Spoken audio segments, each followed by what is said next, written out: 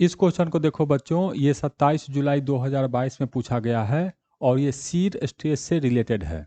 क्या कह रहा है कि एक इस तरह का फ्रेम है, एल्युमिनियम का शीट लिया है, नीचे स्क्वायर है, ये distance 60 centimetre 60 centimetre 60 centimetre 60 centimetre.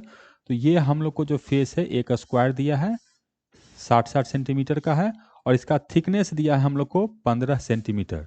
इस तरह का मटेरियल लिया, कह रहा है इसका शीर मॉडुलस जी 25 इंटू 10⁹ न्यूटन पर मीटर स्क्वायर है और इस पे एक फोर्स लगाए हैं 18 इंटू 10⁴ न्यूटन का। अब फोर्स कैसे लगाए हैं?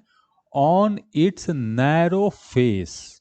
अब नैरो फेस कौन सा है उसको हमको देखना पड़ेगा। ये फेस देखो, क्या ये फेस कहीं से भी नैरो लग रहा है? नहीं, इधर भी 60 है और इधर भी 60 है, तो ये तो नैरो फेस नहीं है। ये वाला फेस एक 15 है और एक 60 है, तो हाँ ये जो है हम लोग को नैरो फेस है। तो इस पे हम लोग ने फोर्स लगाया है और कह रहा है फिर लोअर एज को हम लोग फिक्स कर दिए हैं।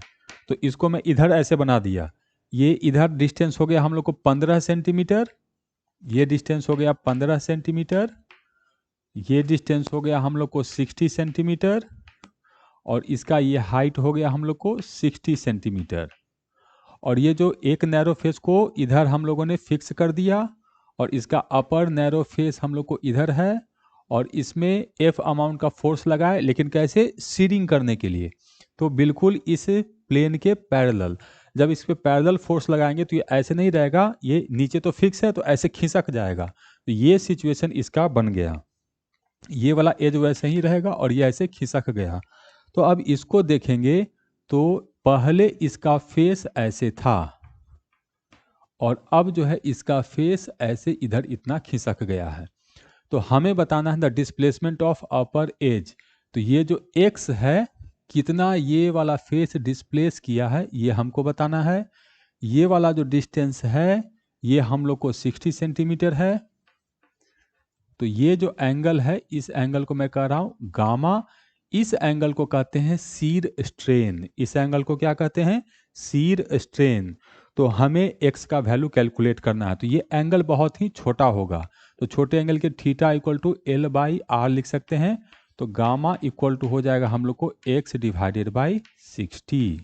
इसको भी सेंटीमीटर में ले रहे हैं, इसको भी सेंटीमीटर में ले रहे हैं। तो गामा का वैल्यू तो हम लोग को आ गया। अब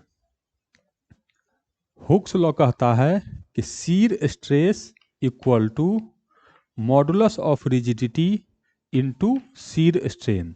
ये फॉर्मूला देखिए, shear stress equal to modulus of rigidity into shear strain. Shear stress कितना होगा? Force divided by area equal to G into shear strain कितना? x divided by 60। ये हो गया। अब हमको फोर्स भी पता है, एरिया कौन सा एरिया? जिस पे फोर्स लगा है ये एरिया।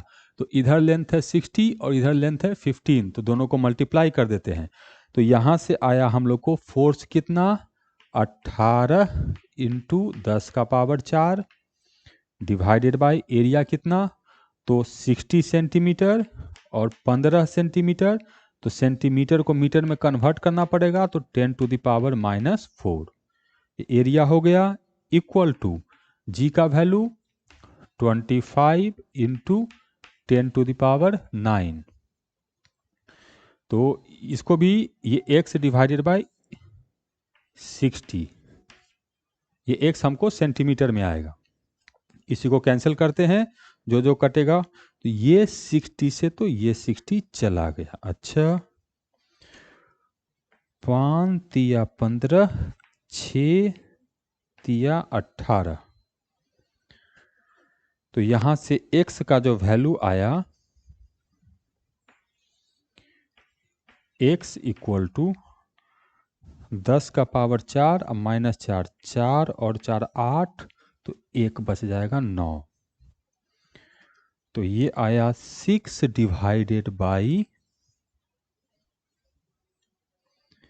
5 25, 125 इंटू 10, इतना सेंटीमीटर।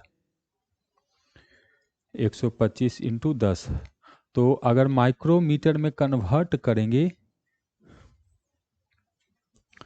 तो इसको हमको माइक्रोमीटर में कन्वर्ट करना है, तो सेंटीमीटर मतलब 10⁻⁻2 मीटर, और 10⁻⁻6 बनाना है इसको, तो -6 बनाने के लिए इसमें 10⁻4 से गुना कर देंगे, तो ये 10⁻6 हो जाएगा। अच्छा, अब थोड़ा कैलकुलेशन लगता है हो जाएगा।